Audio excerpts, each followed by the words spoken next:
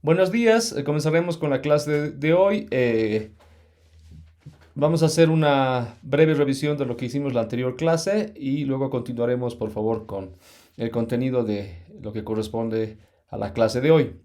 Recordarles que estamos viendo la interacción de la radiación con la materia a través de varios procesos que esta lleva consigo, enfocándonos principalmente en la pérdida de energía por las partículas cargadas, ¿no? Recordarán que lo último que vimos la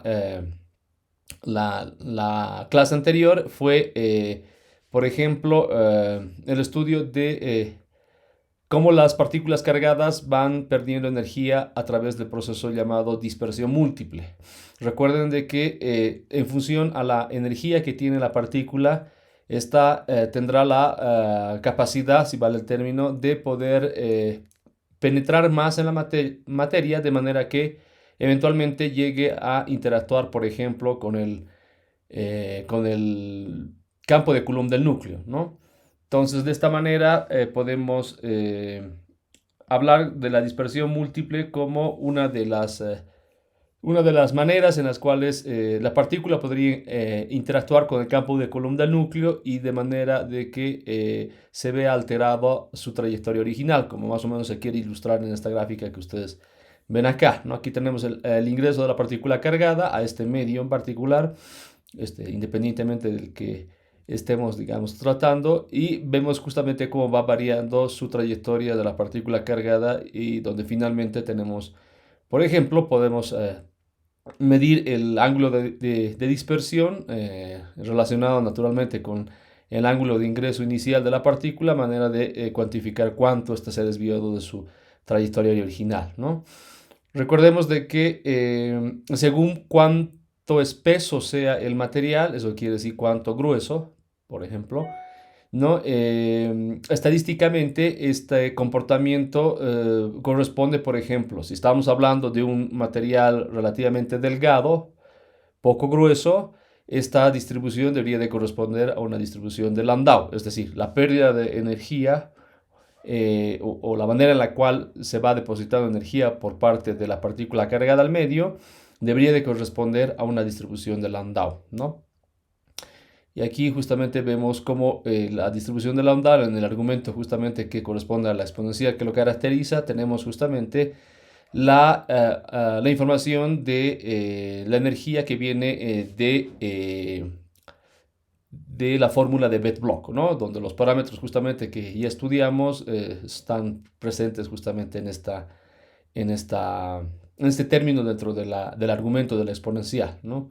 Y donde justamente delta de EW representa la pérdida de energía más probable en el grosor dado del material que se está atravesando. Recordemos de que es un material que lo consideramos poco grueso o delgado, ¿no? ¿Qué es lo que lo que ocurre si tenemos un material bastante espeso? Entonces está este comportamiento de la partícula cargada perdiendo energía a través de la dispersión múltiple, en realidad tendría que converger a una distribución de Gauss, ¿no? Eso es lo que también habíamos visto. Aquí justamente vemos cómo luciría, digamos, la distribución de la pérdida de energía de, por ejemplo, en este caso, electrones de 3 gigaelectronvoltios pasando un cierto material. Si no me equivoco, aquí no está denotado, pero es silicio, por ejemplo. Bien, ahora lo que corresponde y lo que vamos a ver ahora va a ser la pérdida de energía por el efecto Cherenkov, ¿no? Recuerden que al inicio de esta parte de la lección que estudiamos de qué manera interactúan las partículas cargadas con la materia, recordarán de que el efecto Cherenkov en realidad es lo que primero vendría a ocurrir en el momento en que la partícula ingresa al medio dado, siempre recordando que estamos hablando de una partícula cargada, y lo que ocurre con este efecto es que si se da una condición, la cual es que la partícula cargada está viajando más rápido, ¿no? En términos de la velocidad de la luz, que la luz misma en el propio medio, entonces ocurre una emisión de radiación o una emisión de fotones que corresponden a un espectro que va desde el ultravioleta hasta el visible. Y justamente esta emisión de estos fotones que corresponden al espectro que he mencionado son los fotones correspondientes al efecto Cherenkov. Esto por el físico ruso que lo ha propuesto, ¿no? Justamente apellida Cherenkov. Bien, aquí ustedes pueden ver en la imagen cómo que se quiere o se pretende ilustrar la emisión de estos fotones, ¿no? De manera que relacionamos, por ejemplo, el ángulo de ingreso, pero el ángulo del cono en el cual se es caracterizado justamente esta emisión de estos fotones, y esto dependerá naturalmente de los parámetros cinemáticos de la partícula cargada que está atravesando el medio. Por ejemplo, supongamos el agua, ¿no? Aquí justamente en la imagen al lado de la que pretende ilustrar de qué manera se emiten estos fotones Cherenkov, se ve, por ejemplo, lo característico que se observa, por ejemplo, relacionado a, al núcleo de una planta de fisión nuclear, donde justamente en este núcleo del reactor, en realidad, ¿no? Se observa naturalmente esta emisión de luz azul, ¿no? Que ya estaría correspondiendo naturalmente al visible, que correspondería justamente a su vez a el efecto Cherenkov que estábamos mencionando, ¿no? Entonces, esto ocurre naturalmente por las partículas cargadas que va emitiendo justamente, o se va emitiendo justamente en la reacción de fisión nuclear, ¿no? Y que interactúan con el agua. Bien, la pérdida de energía justamente por el efecto Cherenkov, si bien es lo que primero ocurre, ¿no? Habíamos mencionado, una vez que la partícula cargada ingresa al medio, lo próximo sería naturalmente el fenómeno de ionización que habíamos ya estudiado, ¿no? Pero si uno compara, por ejemplo, la pérdida de energía por parte de este efecto Cherenkov y la pérdida de energía, por ejemplo, y habíamos ya visto de que el mecanismo principal por el cual pierden energía las partículas cargadas es la ionización, esta corresponde prácticamente a menos del 1%, ¿no? Comparada con la ionización. Entonces es una pérdida de energía muy, muy, muy, tal vez insignificante, digamos, comparada a la de la ionización. Pero no por eso no se la estudia o no se la, por ejemplo, toma en cuenta para ciertos propósitos. Por ejemplo, la detección de partículas cargadas por este efecto en algunas tecnologías justamente se aprovecha de este fenómeno para poder, por ejemplo, revelar la presencia de las partículas cargadas o de la radiación, si ustedes quieren, ¿no? En alguna tecnología de detectores que usan, por ejemplo, o aprovechen este efecto, ¿no?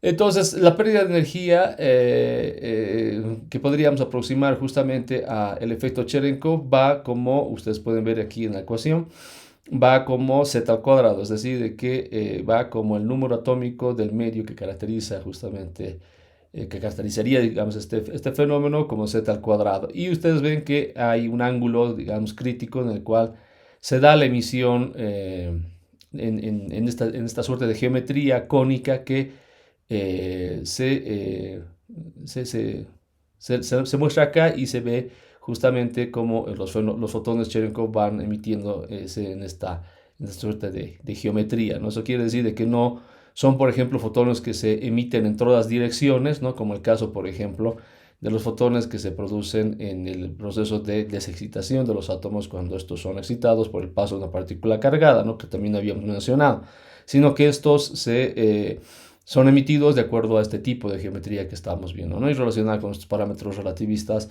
asociados a los de la partícula cargada, ¿no? Aquí, por ejemplo, la velocidad de los fotones emitidos será simplemente la relación entre la velocidad de la luz y algo muy característico del medio, digamos, representando toda la complejidad del mismo, el índice de refracción, ¿no? Eso quiere decir que naturalmente dependerá también de esta propiedad óptica, digámoslo así, del medio en la velocidad a la cual se propagarán los fotones de Cherenkov, ¿no? El parámetro de la velocidad naturalmente asociada a la partícula cargada estará en términos de beta, ¿no? Del parámetro relativista, pues estamos hablando justamente de que la condición que tendría que ocurrir cuando se dé justamente la emisión de estos fotones Cherenkov es cuando la velocidad de la partícula cargada es superior, en términos de la velocidad de la luz, ¿no? a la velocidad de los fotones que podrían propagarse en ese medio, ¿no? Comúnmente. Entonces, este ángulo crítico justamente se halla en función a la velocidad máxima que podríamos asociar de la partícula cargada, digamos, aproximando beta igual a 1, este ángulo, ¿no? Vendría a ser calculado prácticamente en términos del índice de refracción del medio. Y de hecho, este ángulo podríamos asociarlo por este motivo, ¿no? a un medio en particular, ¿no? Por ejemplo, en el caso del agua, este ángulo crítico correspondería más o menos a 41 grados. Eso quiere decir de que este cono se abriría 41 grados, o lo máximo que encontraríamos, digamos, en emisión de forma cónica, digamos, de los fotones Cherenkov sería con un ángulo máximo de 41 grados, ¿no? Esto nuevamente sujeto a la restricción relativista que estamos tomando el caso, digamos, extremo, donde la velocidad de la partícula es muy, muy, muy próxima a la velocidad de la luz, ¿no? O sea, o simplemente cuando beta aproximamos a 1, ¿no? Bien, bueno, como mencionaba, estas son de las técnicas más estudiadas y, por ejemplo, aprovechadas dentro de las técnicas que corresponden, por ejemplo, al desarrollo de detectores de radiación de partículas. Y justamente este tipo de efectos se usa en una cierta tecnología abocada a detectores que aprovechan este efecto para poder detectar la presencia de partículas cargadas o radiación, si ustedes quieren, ¿no? Justamente podríamos hacer la mención de los famosos detectores Cherenkov de agua, se los denomina así, ya que el medio que usan justamente para poder revelar la presencia de las partículas cargadas a través de este efecto es justamente el agua, ¿no? Y podría ser incluso simplemente el uso de agua lo más limpia posible o de repente agua destilada, por ejemplo, ¿no? Que mejoraría justamente la transmisión de los fotones en el medio considerando agua destilada. Bueno, entonces de esta manera pasamos ahora a estudiar la interacción de los fotones con la materia.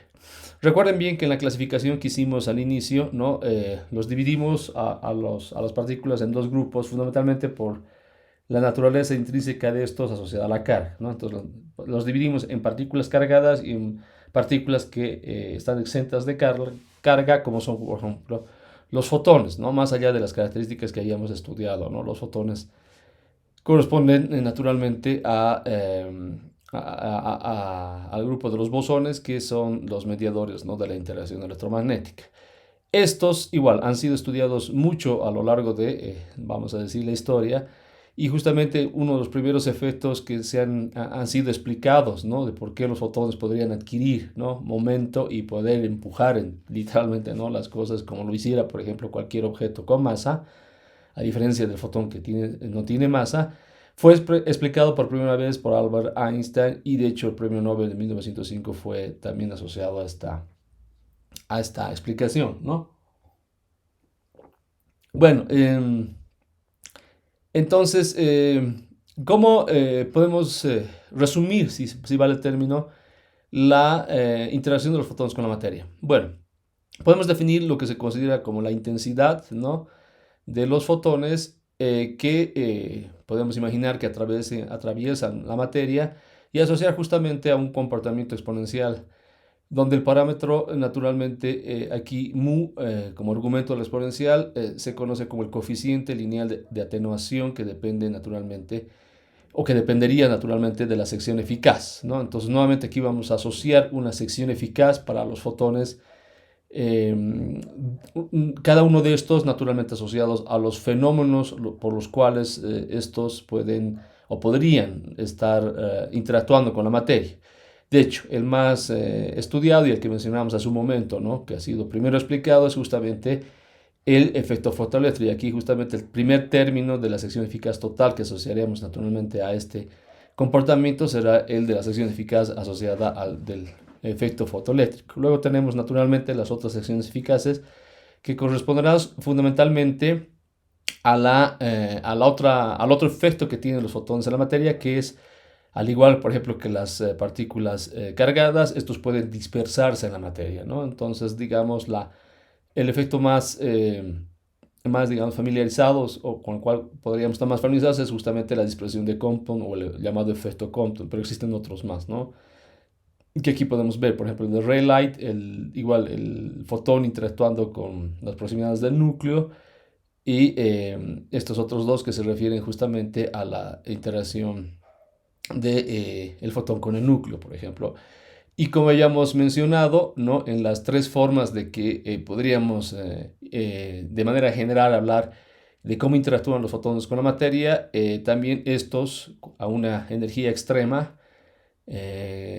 muy superior de los megaelectronvoltios, ¿no? Estos pueden incluso producir pares, ¿no? Bien, una ilustración de esto que acabo de comentar lo podemos ver a través de estas dos gráficas, ¿no? Aquí, por ejemplo, tenemos el comportamiento de las secciones eficaces que mencionamos hace un momento en el carbón, ¿no? Que tiene un número atómico igual a 6. Y consideramos un elemento mucho más denso que es, por ejemplo, el plomo, que tiene un número atómico igual a 82, ¿no? Aquí ustedes pueden ver que los circulitos aquí vacíos son los datos experimentales, por ejemplo, que reflejan la sección eficaz total, que sería la contribución, ¿no? De cada uno de los términos asociados a las secciones eficaces por los efectos que habíamos mencionado. Entonces, aquí podemos ver claramente que para el rango de energías muy menores, vamos a decir así, a los megaelectronvoltios, prácticamente el efecto es gobernado por el así denominado el efecto asociado a el efecto fotoeléctrico, ¿no? Luego tenemos justamente los otros efectos que van tomando lugar a medida que van subiendo la energía. Por ejemplo, el efecto Compton o la dispersión de los fotones en la materia. Y por energías superiores, por ejemplo, al megaelectronvoltio, vemos ya justamente la interacción de los fotones con el propio núcleo, ¿no?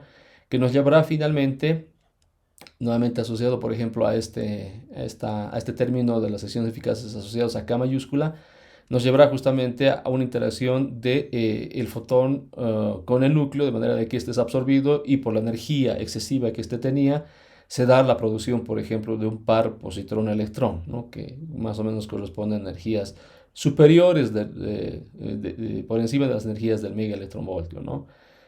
Y esto naturalmente se ve, vamos a decir, comparando, digamos, con lo que sucede en un material más denso, esto sucede de forma similar, pero con más, de repente, con más intensidad en materiales que son más densos, ¿no? Que ustedes pueden ver justamente la sección eficaz para, naturalmente, el caso del carbón, hablando fundamentalmente, digamos, del efecto fotonuclear que podría ocurrir entre el fotón y el núcleo, y llevando a energías superiores donde tenemos la producción, por ejemplo, de pares. La sección eficaz es del orden de pocos o de decenas de milibarns, por ejemplo, ¿no? Para el caso del carbón. Lo que justamente supera este umbral, ¿no? Para el caso, por ejemplo, de un material más denso como el plomo que estamos viendo, ¿no? Que es casi para el mismo efecto de la interacción con el núcleo entre el fotón y el núcleo, tenemos casi la sección eficaz próxima a un bar, por ejemplo, ¿no? Y así podríamos ir asociando naturalmente a los otros efectos. Por ejemplo, el efecto asociado a la dispersión de Compton, ¿no? Entonces, para el caso del carbón tenemos, ¿no? Que justamente las secciones eficaces inician, digamos, en unas cuantas decenas de milibarns hasta llegar, digamos, a valores un poquito más superiores del bar, ¿no? En cambio, para materiales más densos vemos que esto prácticamente se duplica, llegando, o mejor dicho, se multiplica mucho más, llegando justamente a valores mucho más superiores asociado al Barn para las secciones eficaces, por ejemplo, correspondientes al efecto de dispersión de los fotones, más conocido como el efecto Compton, ¿no? Bien, entonces veamos justamente en qué rangos de energía ocurre fundamentalmente estos tres, es decir, el efecto fotoeléctrico, la dispersión, que nos vamos a centrar en la dispersión de Compton, y finalmente la producción de un par positrón-electrón como una interacción justamente del fotón con el núcleo, donde, repito, el fotón viene a ser absorbido por el núcleo por la energía excesiva. Por ejemplo, se da la producción de un par positrón y electrón, o se da la producción de materia, si ustedes quieren, ¿no?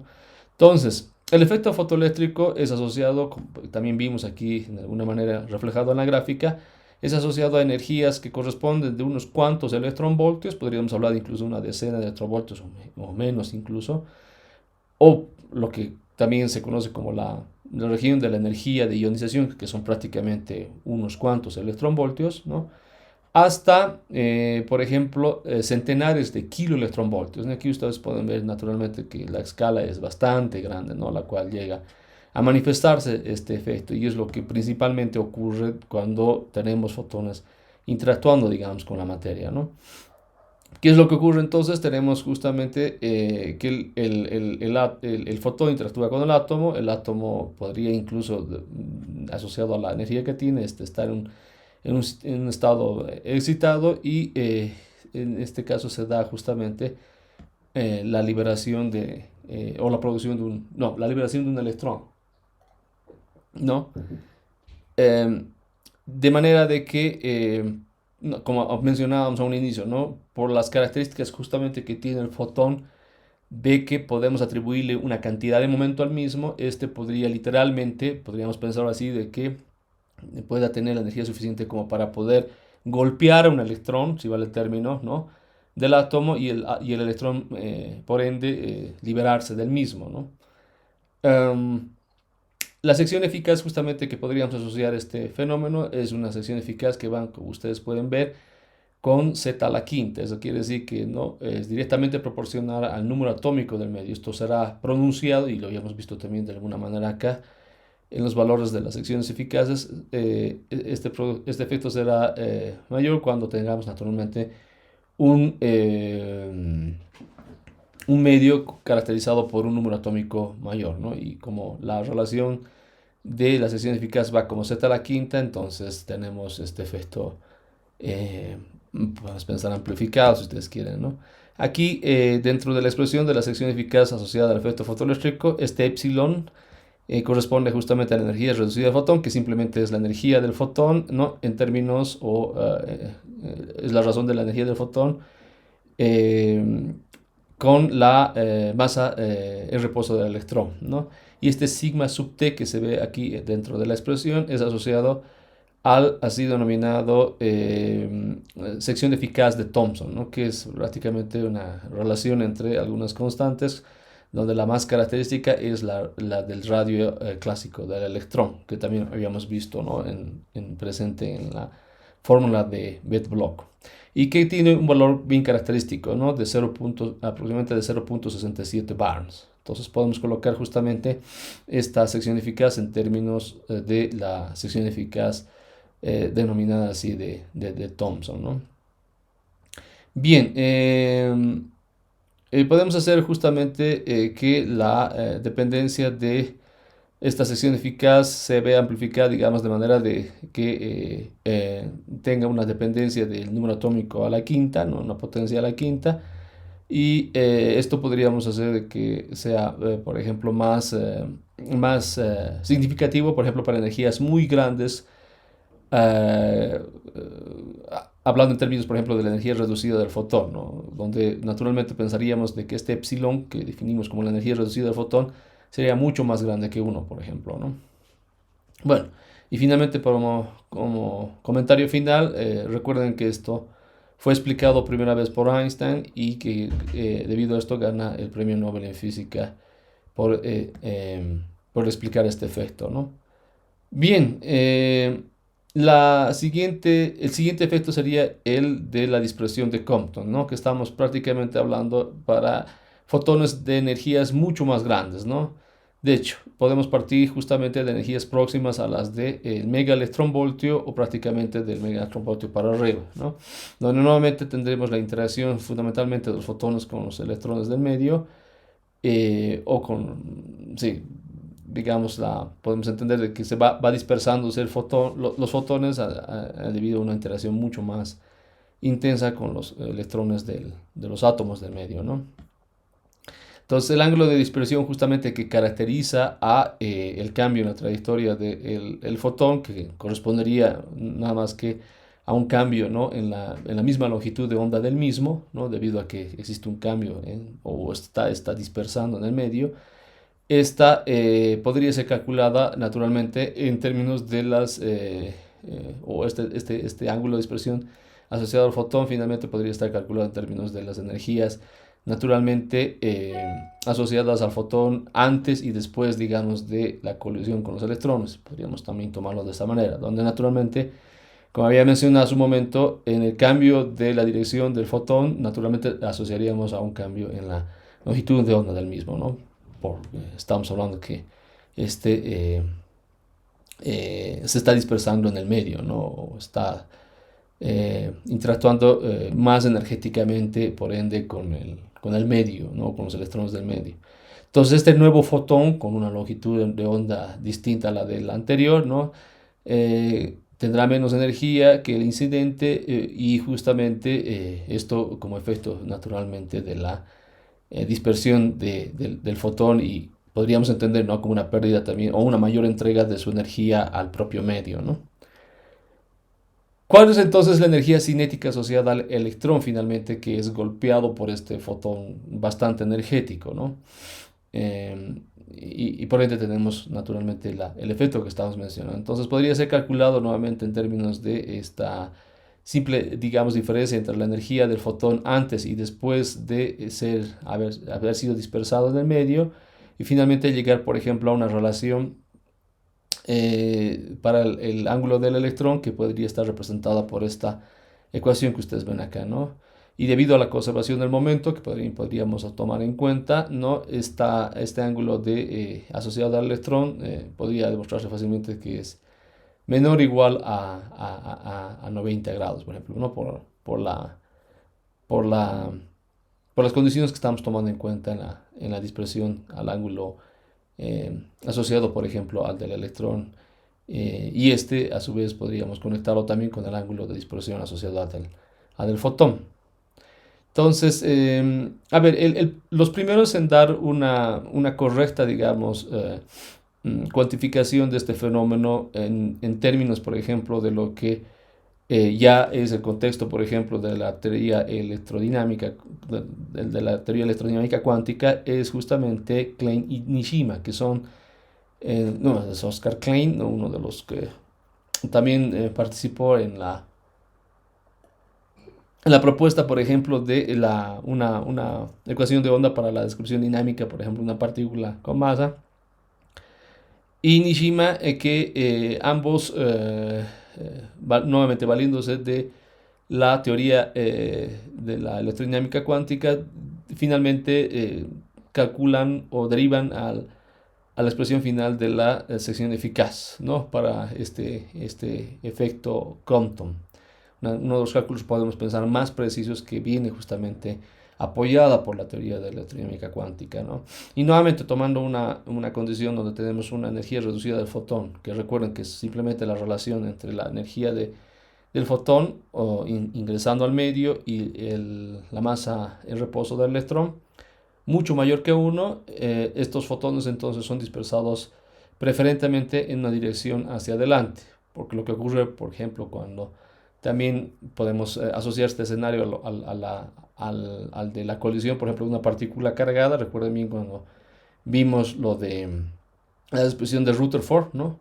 Podría ocurrir que la partícula cargada, por ejemplo, sufra una dispersión hacia atrás, tomando en cuenta de que esta colisiona prácticamente de manera frontal con el núcleo del átomo, ¿no?, o interactúa de manera frontal con el campo de Coulomb del núcleo. Entonces, en este caso, de manera análoga, tenemos o podríamos tener este efecto, pero para poder eh, justamente poner una condición donde únicamente consideramos una dispersión hacia adelante, entonces eso quiere decir de que tengamos en cuenta estas energías bastante elevadas para el caso del fotón, y que es justamente el caso en el rango de energías que justamente estamos tomando en cuenta, ¿no?, que son energías muy, muy, muy grandes, próximas a las de mega electronvoltio o superiores, ¿no? Bien, entonces, lo que es lo que ocurriría, por ejemplo, en el otro extremo, para energías muy bajas. Entonces, esta expresión de la dispersión asociada a la sección eficaz de Klein-Nishima se reduce a esta expresión que tenemos acá. Entonces, de estas podemos calcular, por ejemplo, la energía cinética de retroceso del electrón, nuevamente haciendo o poniendo, digamos, en énfasis de que lo que ocurre es una interacción con el medio electrónico, si vale el término, ¿no?, entre el fotón y estos electrones, caracterizándose el medio, y lo que podríamos calcular también en la dispersión o en el proceso de dispersión de los fotones interactuando con los electrones del medio es justamente asociar cuánta energía es transmitida al electrón, y lo cual podríamos a su vez asociar a la energía de retroceso del electrón. En realidad correspondería naturalmente a un espectro que podría ser luego medido, por ejemplo, en laboratorio, ¿no? Entonces, en este sentido, justamente la sección eficaz estudiada puede ser caracterizada, por ejemplo, por un pico pronunciado, donde hace justamente de referencia una energía máxima que puede ser, en la cual puede ser transferida al medio por parte del fotón, o a los electrones por parte del fotón, y se considera justamente esta, o sea, la asocia finalmente esta a la de justamente el así conocido borde de Compton, ¿no? El Compton Edge Effect, que por ejemplo, puede ser visualizado en el momento que uno, por ejemplo, estudia el espectro de energía de dispersión de fotones, y lo podría, por ejemplo, estudiar un escenario clásico es, por ejemplo, estudiar el espectro de energía asociados a estos, por ejemplo, cuando se observa mediante un espectrofotómetro, por ejemplo, el espectro el espectro de energía asociado, por ejemplo, al decaimiento de un núcleo inestable, por ejemplo, el del cesio 137. Esto los vamos a ver en la próxima lección con un poquito más de detalle. Pero es justamente de lo que estaríamos hablando en este momento, ¿no?, que se irían reproduciendo justamente en el espectro ya visible estos efectos que se estarían calculándose a través de estas secciones eficaces que toman en cuenta, por ejemplo, los espectros de energía asociados a la energía de retroceso de los electrones, ¿no?, por el efecto mismo de la dispersión de los fotones en los mismos. Entonces, la distribución de energía cinética de los electrones de retroceso finalmente podría ser asociada a la sección eficaz total, ¿no?, que tomaría en cuenta justamente los límites que habíamos mencionado inicialmente, en los límites máximos y de energías asociadas a los fotones. Y para el caso nuevamente de altas energías, esta aproximación podría darse directamente a esta expresión que ustedes ven acá, ¿no?, donde nuevamente podemos notar que lo colocamos en términos de la sección eficaz de Thomson, ¿no?, como el caso del efecto fotoeléctrico, y todos los demás términos vendrían naturalmente de la expresión vinculada con la que habíamos visto asociada al cálculo de la sección eficaz llamada de Klein-Nishima, que, lo repito, esta fue calculada por primera vez apoyada en la teoría de la electrodinámica cuántica, ¿no?, en la década de los años, a final de la década de los años 20 del siglo pasado, ¿no?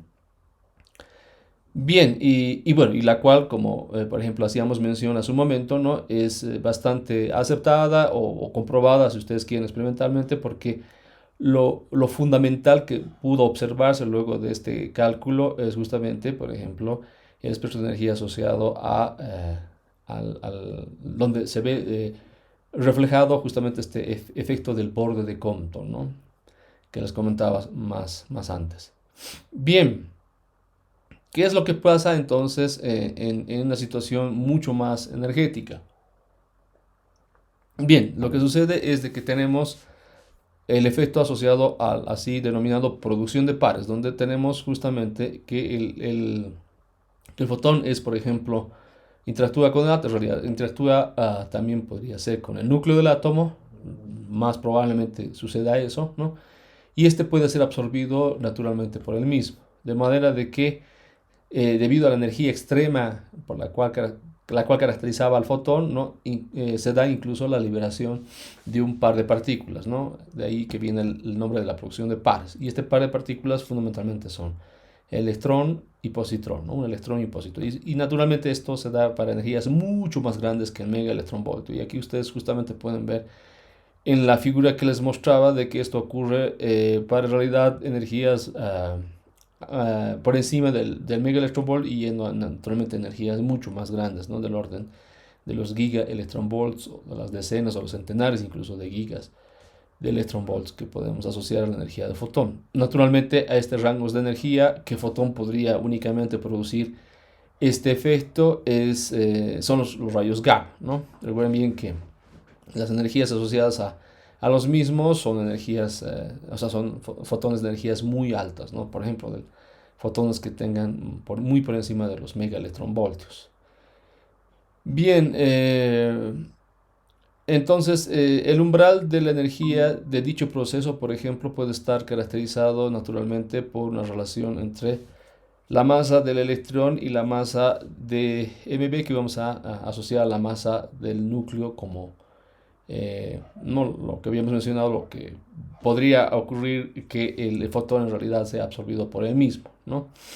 Y para energías que van justamente en el rango en términos, por ejemplo, de la energía reducida del fotón, que podría ser mucho mayor que 1 o menor a esta relación donde incluimos justamente la constante de estructura fina en términos del número de atómico también asociado al medio.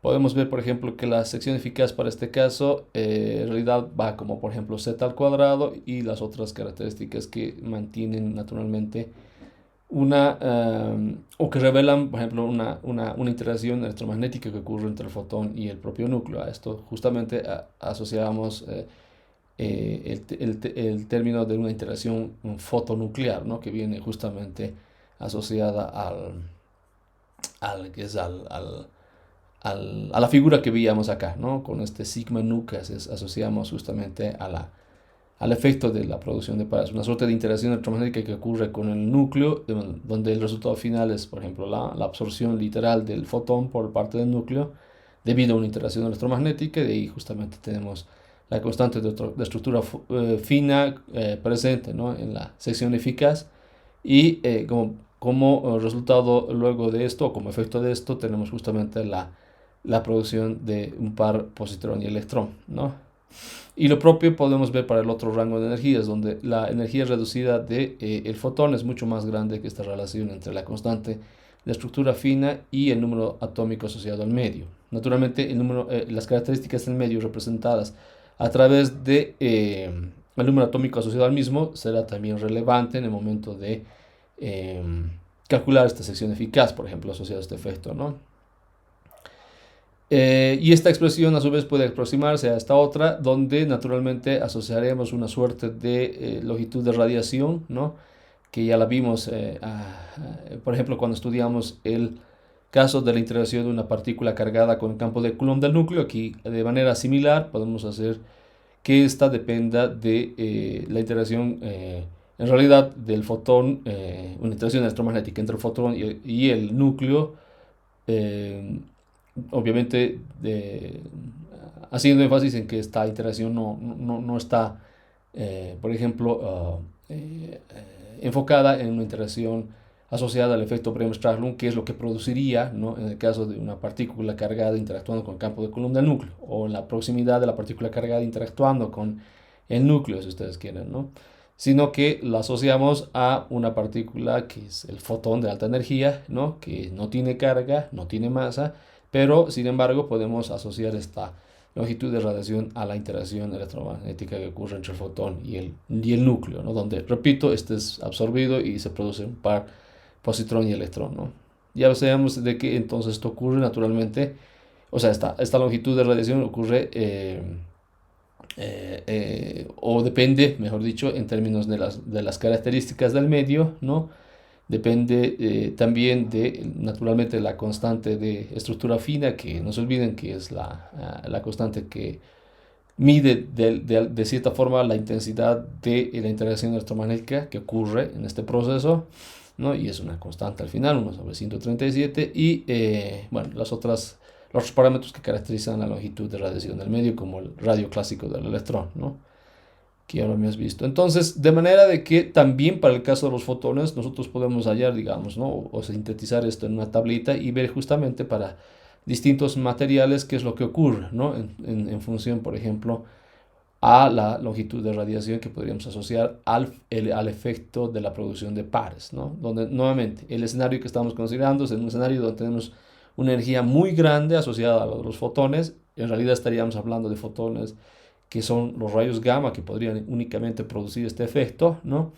Y los mismos podemos ver de qué ocurre, o este fenómeno podría ocurrir para una cierta energía asociada al fotón, que supere naturalmente los megaelectronvoltios. Podríamos ver de que este fenómeno podría ocurrir para distintas distancias, ¿no? Asociadas a la longitud de radiación, donde lo más probable que ocurra sería la producción de pares, ¿no? O la absorción de estos fotones por parte del núcleo. En el caso, por ejemplo, del carbono ocurriría, ¿no? A los 18 centímetros, en el caso de hierro a los 1,76 centímetros, y en el caso de plomo a los sorprendentes medio centímetro, ¿no?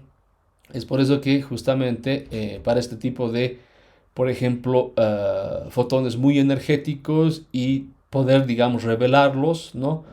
Y medir de alguna manera la energía asociados a estos. Por ejemplo, en algunas técnicas de detección de fotones de altas energías se usan justamente absorbentes como el plomo, como ustedes pueden ver, donde lo que se busca es que justamente ocurra la producción de pares para justamente medir luego, para asociar al fotón o medir luego el fotón a través de la producción justamente del par positrón-electrón, que luego sería detectado, por ejemplo, por otro detector que sería sensible naturalmente a el paso de una partícula cargada, ¿no?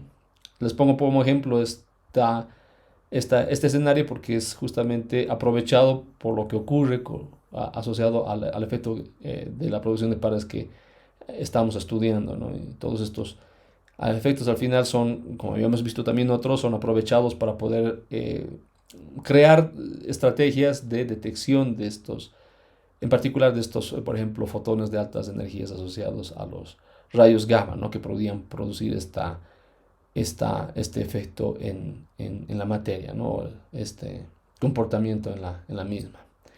Bien, entonces me gustaría aquí hacer una pausa y al volver vamos a continuar, por favor.